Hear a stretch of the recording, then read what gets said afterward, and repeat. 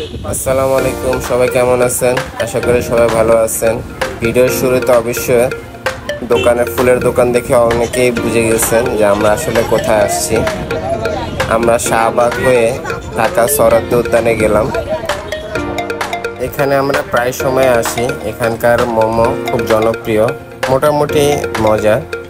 আমি আমার ওয়াইফ প্রায় সময় এখানে মোমো খেতে আসি।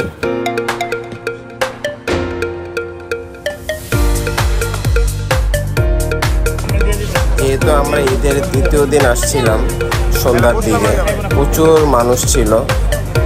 মানুষের জন্য হাঁটাই যাচ্ছিল না, এত মানুষ সরাদ্দি উদ্যানে। আমরা 2 প্লেট মোমো নিলাম। এক প্লেট মোমো 100 টাকা করে, 7 পিস করে থাকে। আর এখানকার পাকোড়া, মাশরুম পাকোড়া আমার ওয়াইফের খুবই পছন্দের। প্রায় সময় আমার আসতে হয় এখানে তাকে মাশরুম পাকোড়া খাওয়ানোর জন্য।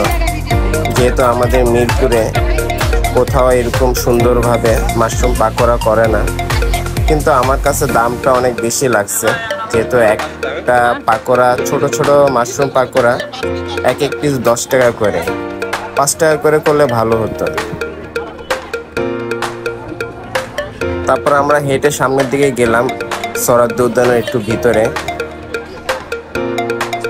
দেখলাম ভিতরে কি অবস্থা। ভিতরে দেখলাম তাও অনেক মানুষ, ভিতরে সবখানে মানুষ আর মানুষ। আর শুধু সরাদ্দি উদ্যানে শুধু ঈদের জন্য উদ্যানটা আসলে খোলা হয়েছে, নাইলে প্রায় এটা বন্ধ করে দেওয়া হয়েছিল।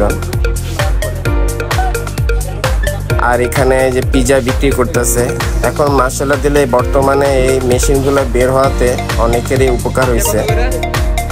স্যালোমেন্ডোর মেশিনগুলা, এখানে এই যে পিজা বানাচ্ছে, পিজাগুলা ভালোই ছিল, খারাপ না।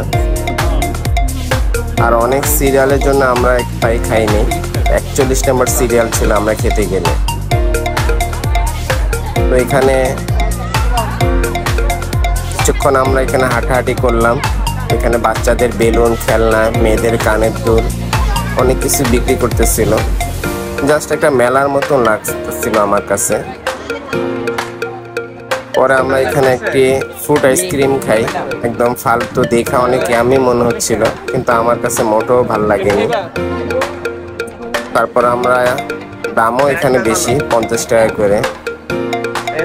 তো আমরা বাচ্চাকে নিয়ে খেলাম আইসক্রিমটা। ছোট্ট একটা কাপে আইসক্রিমের থেকে বরফই বেশি ছিল, দাম 50 টাকা ছিল।